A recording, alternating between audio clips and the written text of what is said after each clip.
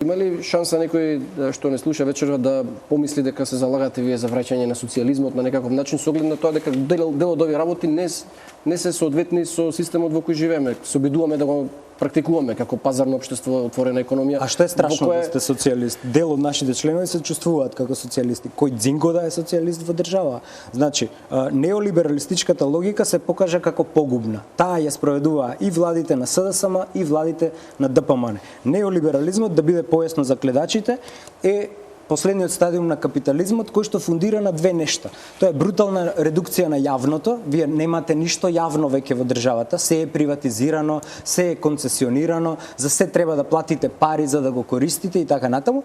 И второ, зголемување на класните разлики. Тоа значи дека богатите од ден на ден, системот е така добро, перфектно скроен преку тие рамни даноци, значи богатите стануваат се побогати, сиромашните стануваат се посиромашни.